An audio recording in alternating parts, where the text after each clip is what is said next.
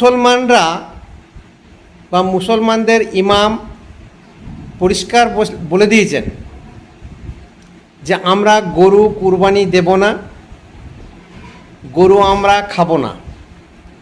এতে বেশি করে হিন্দু ভাইদের অসুবিধা হবে।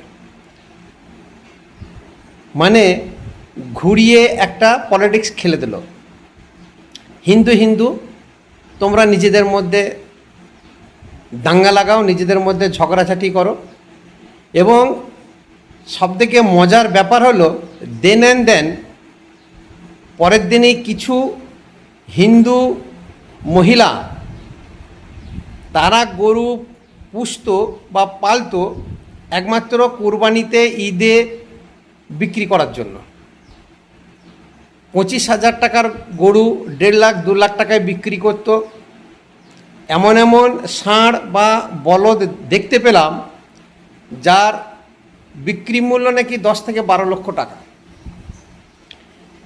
এইগুলো তো আদৌ হিন্দু নয়। আমি গ্যারান্টি দিয়ে বলছি, বাংলাদেশ থেকে আসা প্রত্যেকটি মুসলমান ফ্যামিলি, মেয়েরা হাতে শাঁখা, মাথায় সিঁদুর পরে হিন্দু সেজে ঘুরে বেড়ায়। এদের ভাষা শুনে পরিষ্কার বোঝা যাচ্ছে এরা দক্ষিণ 24 পরগনার অধিবাসী। যে সমস্ত হিন্দুরা গরু বিক্রি করে তার সংখ্যাটা খুবই কম। হয়তো বাড়িতে 4-5টা গরু আছে। এখন আর বলদ দিয়ে বা লাঙল টেনে জমি চাষ কেউ করে না। এখন টেকনোলজি বেরিয়ে গেছে, ট্রাক্টর, হারভেস্টার মেশিন ব্যবহার করে।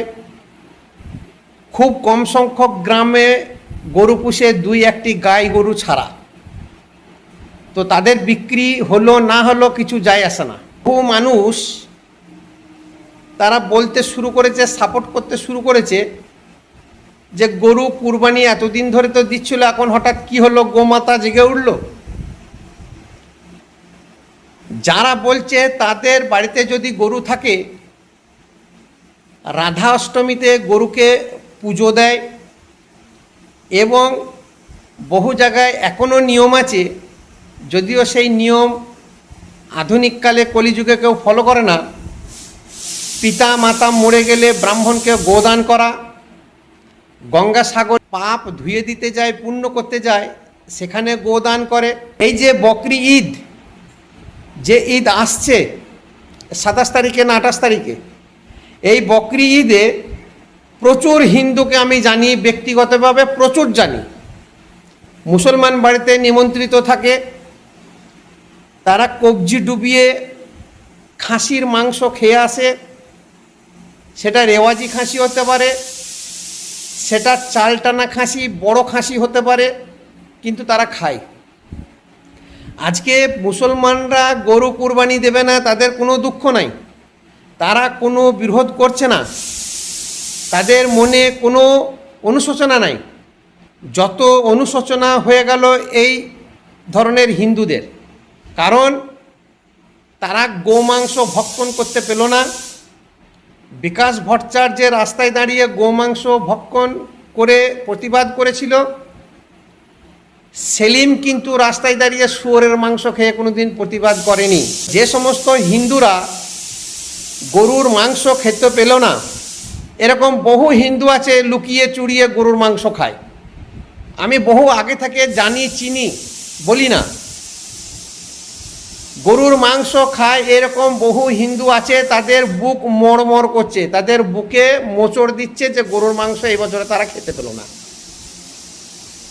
তাহলে এই যে হিন্দুত্ব দোহাই দিয়ে যে একটা ধর্মযুদ্ধ হলো, মুসলিম শূন্য একটা মন্ত্রিসভা হলো। আগে বলতো মুসলমান ভোট ছাড়া মন্ত্রিসভা গঠন করা যায় না। এই মুসলমান ছাড়া যে মন্ত্রিসভা গঠন করা হলো, দেশ পরিচালনা হচ্ছে এবং করা যাবে। এই জিনিসটা কিন্তু ধরে যদি রাখতে না পারা যায়, আগামী 5 বছর পরে হিন্দুদের কপালে কিন্তু অশেষ দুর্গতি আছে। এই বিজেপি সরকারকে পশ্চিমবঙ্গে কোনো বিজেপি নেতা নিয়ে আসেনি। ভোটের দিন ঘোষণা হয়ে গেছে, ভোটের পরবর্তীকালে কে কোথায় দাঁড়াবে তখনও পর্যন্ত দল ঠিক করতে পারেনি, না ছিল নেতা, না ছিল বুথ লেভেলে কমিটি, না ছিল কোনো সংগঠন। কিন্তু এই আপামর হিন্দু জনতা এগিয়ে এসে বুক চিতিয়ে যদি ভোটটা না দিত, হিন্দু মহিলারা যদি ভোটটা না দিত, জন্ম জন্মান্তরে এই পশ্চিমবঙ্গে বিজেপি সরকার কোনোদিন আসতে পারতো না। এখন তারা নানান রকমের হিসাব নিকাশ করছে। এরই মধ্যে বহু মানুষ আছে, গরু কেন খেতে পেলাম না, গরুর মাংস কেন বলি হবে না, কুরবানি হলো না, এই নিয়ে তাদের বেশি চড়চড়ানি ফরফরানি হচ্ছে। মানুষকে ঐক্যবদ্ধ হতে হবে, মানুষকে সচেতন হতে হবে। হিন্দুদেরকে বিশেষ করে যদি ঐক্যবদ্ধ না হয়েছেন, সচেতন না হয়েছেন, দুটো টাকার লোভে যদি ভোট দিয়েছেন, এর পরের 5 বছর পর কিন্তু অবস্থা খারাপ, দিন গুনে নেবেন, মনে রেখে দেবেন।